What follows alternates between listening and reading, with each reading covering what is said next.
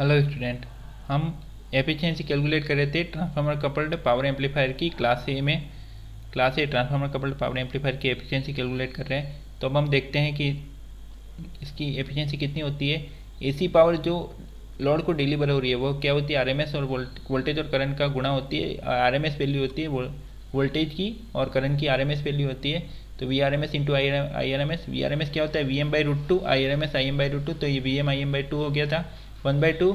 V M क्या है, यहाँ से लेके यहाँ तक वैल्यू, तो V maximum minus V minimum बटे 2, ये हम देख ही चुके पहले, I maximum minus I minimum बटे 2। तो ए सी पावर कितनी होगी, 1/8, 2 into 2 into 2, 1/8 V maximum minus V minimum into I maximum minus I minimum. DC power कितनी होगी, डीसी पावर जो इनपुट डीसी पावर है वह कितनी होगी, जो वीसीसी बैटरी से जो पावर ड्रॉन हो रही है वह VCC battery VCC into IC Q, collector current IC Q into VCC, वही होगी डीसी इनपुट पावर। तो ये इनपुट डीसी पावर हो गई, ये एसी पावर हो गई, आउटपुट एसी पावर। तो एफिशिएंसी कितनी होगी, यहाँ इस पी एसी बटे पी डी सी करेंगे तो एफिशिएंसी हमें मिल जाएगी, इक्वेशन 1 बटे इक्वेशन 2 करेंगे तो एफिशिएंसी हमें क्लास ए ट्रांसफार्मर कपल्ड की मिल जाएगी। हम यहाँ पे मैक्सिमम एफिशिएंसी निकाल रहे थे क्योंकि हम कंपैरिजन कर रहे हैं कि जो सीरीज फेड कपल्ड एम्पलीफायर है, डायरेक्ट कपल्ड एम्पलीफायर या सीरीज फेड एम्पलीफायर है, उसकी एफिशिएंसी से इसकी एफिशिएंसी कितने गुना बढ़ती है ट्रांसफार्मर का यूज़ करते हैं। तो यहाँ पे हम देखते हैं कि मैक्सिमम एफिशिएंसी के लिए वी मैक्सिमम कहाँ तक जा सकता है, वी मैक्सिमम की वैल्यू यहाँ पे ये देखो, ये यहाँ से लेके यहाँ तक वैल्यू है वीसीसी, तो यहाँ से लेके यहाँ तक की वैल्यू वीसीसी हो जाएगी। तो वी मैक्सिमम की वैल्यू हम 2 वीसीसी मान सकते हैं। वी मैक्सिमम इक्वल टू क्या होगा, 2 वीसीसी। आई मैक्सिमम की वैल्यू, ये आई सी क्यू की वैल्यू कहाँ से लेके यहाँ से लेके यहाँ तक है आई सी क्यू। तो आई मैक्सिमम कहाँ तक जा सकता है, इधर तक जा सकता है, ये एंड पॉइंट तक जा सकता है। तो आई मैक्सिमम की वैल्यू क्या हो जाएगी, आई सी क्यू प्लस आई सी क्यू। ये देखो आई सी क्यू ये मिड वैल्यू है, तो ये आई सी क्यू प्लस आई सी क्यू कितना हो जाएगा, 2 इंटू आई सी क्यू। तो मैक्सिमम वैल्यू करंट की आई मैक्सिमम कितनी हो जाएगी, 2 आई सी क्यू। मिनिमम वैल्यू तो जीरो ही होगी, आई मिनिमम जीरो, और वी मिनिमम भी कितना होगा, ये इधर आ गई नेगेटिव स्विंग, यहाँ पे इधर आ गया नेगेटिव हाफ साइकिल, इधर आ गया, तो ये वी मिनिमम जीरो तक जाएगा और मैक्सिमम वी मैक्सिमम कितना जाएगा यहाँ तक। तो वी मैक्सिमम की वैल्यू हो जाएगी, जो इधर तक जाएगी वो फुल स्विंग होगी, तो वी मैक्सिमम यहाँ तक जाएगा, तो वी मैक्सिमम की वैल्यू हो जाएगी 2 वीसीसी, क्योंकि वीसीसी यहाँ पे मिड में है। तो यहाँ से लेके यहाँ तक वीसीसी और यहाँ से लेके यहाँ तक भी वीसीसी, तो वी मैक्सिमम की वैल्यू कितनी हो जाएगी, 2 वीसीसी हो जाएगी। तो एफिशिएंसी कितनी हो जाएगी, मैक्सिमम एफिशिएंसी कितनी हो जाएगी, 1/8। यहाँ पे वैल्यू पुट कर देंगे, 1/8 इंटू वी मैक्सिमम की जगह लिख देंगे 2 वीसीसी, वी मिनिमम की जगह 0, आई मैक्सिमम की जगह 2 आई सी क्यू, आई मिनिमम की जगह 0 बटे VCC into I C Q. तो VCC I C Q, VCC I Q cut गया, 1/8 इंटू ये 2 इंटू 2 4 हो गया, तो ये 1/2 हो गया। तो 1/2 कितना हो गया, 50% इंटू 100, तो 50% इसकी एफिशिएंसी हो जाएगी। तो class a transformer coupled amplifier की एफिशिएंसी होती है 50%। कहने का मतलब यह जो डीसी पावर को कितने परसेंट में एसी पावर में कन्वर्ट किया, 50%, मतलब आधी डीसी पावर है, 50% डीसी पावर है वह एसी पावर में कन्वर्ट हो पाई, या हम कह सकते हैं कि डीसी पावर का 50% एसी पावर में कन्वर्ट हो पाया। तो 50% डीसी पावर एसी पावर में कन्वर्ट हो पाती है। तो ये ट्रांसफार्मर कपल्ड एम्पलीफायर है। यहाँ पे हम एफिशिएंसी को ऐसे भी निकाल सकते हैं कि मैक्सिमम एफिशिएंसी, या एफिशिएंसी को ऐसे भी निकाल सकते हैं, मैक्सिमम एफिशिएंसी कैलकुलेट कर रहे हैं तो हम ऐसे भी निकाल सकते हैं कि जो यहाँ पे वीसीसी की वैल्यू कितनी है, वीसीसी की वैल्यू हम ले सकते हैं, ये वीसीसी यहाँ पे जो मिड पॉइंट है किसका, वी मैक्सिमम और वी मिनिमम का मिड पॉइंट है। तो वीसीसी क्या हो गया, V maximum plus V minimum बटे 2। तो वीसीसी की जगह क्या लिख देंगे, V maximum plus V minimum बटे 2 लिख सकते हैं। और यहाँ पे जो हमने ये निकाला था आई मैक्सिमम माइनस आई मिनिमम, इधर है इसी, तो I maximum minus I minimum, I maximum minus I minimum बटे 2। तो आई मैक्सिमम आई मिनिमम कितना है, 0, तो आई मैक्सिमम बटे 2 वह किसके बराबर है, आई एम के बराबर है। आई एम इक्वल टू क्या है, आई मैक्सिमम माइनस आई मिनिमम बटे 2, और आई एम किसके बराबर है, आई सी क्यू के बराबर, क्योंकि आई सी क्यू की वैल्यू यहाँ से लेके यहाँ तक है। तो I M equal to I C Q, तो I maximum minus I minimum बटे 2 वही था जो आई एम था। तो आई एम की जगह हम डायरेक्ट लिख सकते हैं आई सी क्यू, क्योंकि आई सी क्यू की वैल्यू यहाँ से लेके यहाँ तक है और वही आई एम है। तो आई एम की जगह आई सी क्यू लिख देते हैं, आई एम की जगह ICQ लिख देते हैं, PAC में यहाँ पे ICQ लिख देंगे, इसको एज इट इज रहने देंगे और VCC की जगह क्या लिख देंगे, V maximum plus V minimum बटे 2। तो जब एफिशिएंसी अपन निकालेंगे, परसेंटेज एफिशिएंसी निकालेंगे, PAC बटा DC करेंगे तो क्या हो जाएगा 1/8 into V maximum minus V minimum into ICQ बटे V maximum plus V minimum बटे 2। तो कुल मिला के ये आ जाएगा 1/8 नहीं होगा, 1/4 होगा। क्यों? क्योंकि यहाँ पे I maximum minus I minimum बटे 2 उसको माना था IM के बराबर माना था, तो IM की जगह हम डायरेक्ट लिख देंगे ICQ और VM बटे 2 की जगह लिख देंगे, VM की जगह लिख देंगे V maximum minus V minimum बटे 2 और ये बटे 2 पहले से ही, तो 1/4 आ जाएगा। 1/4 V maximum minus V minimum into ICQ और यहाँ पे आ जाएगा VCC की जगह V maximum plus V minimum बटे 2 इंटू ICQ। जब इसको बटे करेंगे तो ये हो जाएगा 1/2 V maximum minus V minimum बटे V maximum plus V minimum into 100। जब इसकी मैक्सिमम एफिशिएंसी निकालेंगे तो V मिनिमम की जगह 0 पुट कर देंगे, तो इसकी एफिशिएंसी ऐसे भी 50% कैलकुलेट कर सकते हैं और ऐसे भी कर सकते हैं। तो ये आसान तरीका है ऐसे कैलकुलेट करने का। VCC की जगह V मैक्सिमम, क्योंकि VCC क्या है, V मैक्सिमम और V मिनिमम का मिड पॉइंट है, बीच में पॉइंट है, तो V मैक्सिमम और V मिनिमम बटे 2, V maximum plus V minimum बटे 2 करेंगे तो VCC आ जाएगा। और IM की जगह हम लिख देंगे ICQ, IM का मान यहाँ से लेके यहाँ तक वही ICQ है और बाकी सबको एज इट इज रहने देंगे। तो मैक्सिमम एफिशिएंसी ऐसे भी कैलकुलेट कर सकते हैं, या फिर ऐसे भी, ये VCC हो गया, यहाँ से लेके यहाँ VCC हो गया, तो 2 VCC हो गया, V मैक्सिमम का मान 2 VCC और I मैक्सिमम का मान 2 इंटू ICQ, क्योंकि ICQ यहाँ से लेके यहाँ तक ICQ है और I मैक्सिमम इधर तक जाएगा तो ये ICQ और आ जाएगा, ऐड हो जाएगा, तो ICQ plus ICQ 2 into ICQ, तो 50% एफिशिएंसी आएगी।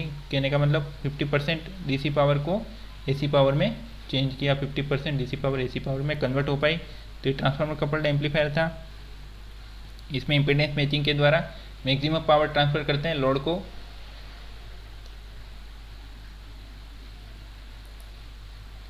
अब हम पढ़ते हैं class B amplifier, class B push pull amplifier. Class B push pull amplifier में हम 2 ट्रांजिस्टर का यूज़ करेंगे, 2 ट्रांजिस्टर लगाएंगे। Class B push pull amplifier में Q1 Q2 2 ट्रांजिस्टर का यूज़ करते हैं और हम देखते हैं कि इसकी जो एफिशिएंसी है वह कितनी बढ़ती है। क्लास B हमने देखा था कि जो क्लास B एम्पलीफायर है, क्लास B पावर एम्पलीफायर है, तो क्लास B पावर एम्पलीफायर में Q पॉइंट कहाँ स्थित था, Q पॉइंट कट ऑफ में स्थित था। Q पॉइंट या तो कट ऑफ में था या फिर सेचुरेशन में स्थित था। तो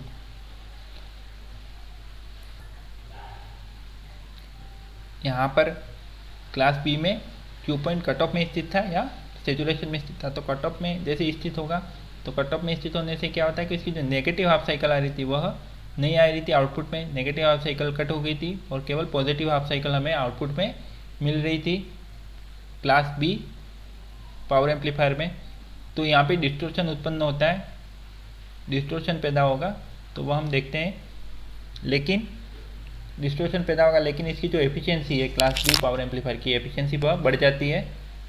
तो क्लास B जो पावर पुश पुल एम्पलीफायर है, तो क्लास B पावर एम्पलीफायर है, उसकी जो एफिशिएंसी होती है वह 78.5% होती है, जो हम कैलकुलेट करेंगे नेक्स्ट में, इस वीडियो में हम कैलकुलेट करेंगे। तो 78.5% एफिशिएंसी, बहुत एफिशिएंसी ज़्यादा बढ़ जाती है। Q पॉइंट यहाँ पे कट ऑफ में स्थित होता है, डिस्टोर्शन उत्पन्न होगा लेकिन एफिशिएंसी भी बढ़ जाएगी। तो यहाँ पे देखते हैं कि इसकी वर्किंग देख लेते हैं पहले। यहाँ पे 2 ट्रांजिस्टर लगाए, Q1 और Q2 दोनों NPN ट्रांजिस्टर है। यहाँ पर ये बेस अमीटर, ये भी अमीटर, ये बेस, ये कलेक्टर, यहाँ पे भी ये कलेक्टर, ये इसका जो A यहाँ पे पॉइंट है A और यहाँ पॉइंट है B, ये प्राइमरी वाइंडिंग, ये सेकेंडरी वाइंडिंग, इसको बोलते हैं ड्राइवर ट्रांसफार्मर T1। और यहाँ पे जो आउटपुट ले रहे हैं वो सेकेंडरी ट्रांसफार्मर, दूसरा ट्रांसफार्मर है जिसको बोलते हैं आउटपुट ट्रांसफार्मर, क्योंकि यहाँ से आउटपुट ले रहे हैं सेकेंडरी वाइंडिंग से लोड ERL, यहाँ से आउटपुट ट्रांसफार्मर ये हो गया, ड्राइवर ट्रांसफार्मर ये हो गया।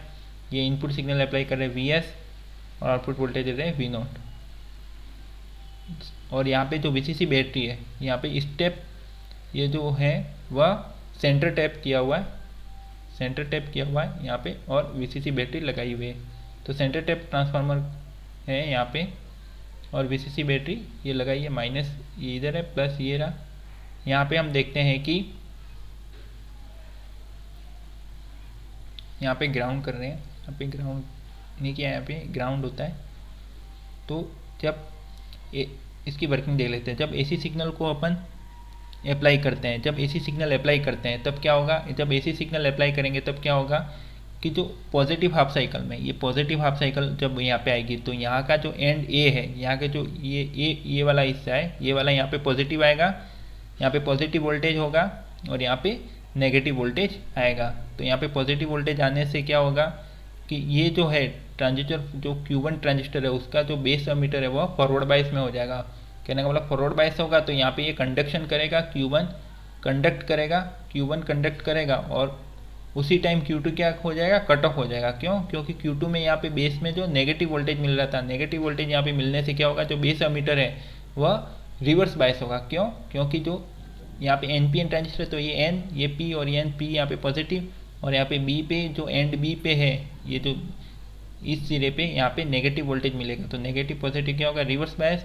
यहाँ पे रिवर्स बायस होने से बेस एमीटर जंक्शन यहाँ पे Q2 क्या हो जाएगा, कट ऑफ हो जाएगा, नेगेटिव वोल्टेज यहाँ पे आएगा तो ये Q2 ऑफ हो जाएगा, Q1 कंडक्ट करेगा। तो जो करंट फ्लो होगी वह Q1 से होगी, Q1 के कलेक्टर से करंट फ्लो होगी यहाँ से ऐसे, ये I1, माना कि यहाँ पे जो कलेक्टर करंट फ्लो हो रही है वो कितनी हो रही है, I1। अब देखते हैं कि नेगेटिव हाफ साइकिल में क्या होगा कि नेगेटिव हाफ साइकिल जब आएगी, इनपुट सिग्नल की नेगेटिव हाफ साइकिल आएगी, तो यहाँ पे सेकेंडरी वाइंडिंग में जब नेगेटिव हाफ साइकिल आएगी तो नेगेटिव हाफ साइकिल में यहाँ पे नेगेटिव वोल्टेज इधर आएगा, एंड A नेगेटिव हो जाएगा और यहाँ पे पॉजिटिव, एंड B कितना हो जाएगा, पॉजिटिव आएगा। तो एंड B पॉजिटिव, यहाँ पे प्लस आएगा, यहाँ पे माइनस आएगा नेगेटिव हाफ साइकिल में। तो यहाँ पे माइनस आ जाने से यहाँ पे अब Q1 जो होगा वह कट ऑफ हो जाएगा क्योंकि उसका बेस एमीटर रिवर्स बायस हो जाएगा, Q1 ऑफ हो जाएगा और यहाँ पे प्लस होने से यहाँ पे जो बेस एमीटर जंक्शन है Q2 का वह क्या हो जाएगा, फॉरवर्ड बायस हो जाएगा और कंडक्शन करेगा Q2। तो ट्रांजिस्टर जो Q2 है अब वो कंडक्शन करेगा और Q1 ऑफ हो जाएगा। तो नेगेटिव हाफ साइकिल में Q2 कंडक्ट करता है और Q1 ऑफ हो जाता है। तो Q2 कंडक्ट करेगा तो जो करंट है वह ट्रांजिस्टर Q2 के कलेक्टर से फ्लो होगी, यहाँ पे कलेक्टर करंट I2, माना कि वह कितनी है, I2। तो I2 करंट ऐसे फ्लो होगी सर्किट में। तो I1 और I2 हम देख रहे हैं कि जो प्राइमरी ये जो आउटपुट ट्रांसफर के प्राइमरी वाइंडिंग में जो करंट है वह करंट कैसे फ्लो हो रही है, I1 और I2 विपरीत दिशा में फ्लो हो रही है, अपोजिट डायरेक्शन में फ्लो हो रही है। I2 तो ऐसे फ्लो हो रही है और I1 ऐसे फ्लो हो रही है। तो I1 I2 का यहाँ पे अपोजिट डायरेक्शन है। तो जो आउटपुट करंट हमें मिलेगी यहाँ पे सेकेंडरी वाइंडिंग में आउटपुट करंट मिलेगी वह क्या होगी, वह बाई डायरेक्शनल होगी। वो हम आगे एक ग्राफ में देखते हैं, सब समझ में आ जाएगा कि बाई डायरेक्शनल होगी वह, क्योंकि I1 इस डायरेक्शन में फ्लो हो रही है, I2 इस डायरेक्शन में फ्लो हो रही। तो जो करंट होगी, आउटपुट करंट जो मिलेगी सेकेंडरी वाइंडिंग से वह कहने वाला बाई डायरेक्शनल होगी या सिनुसॉइडल होगी।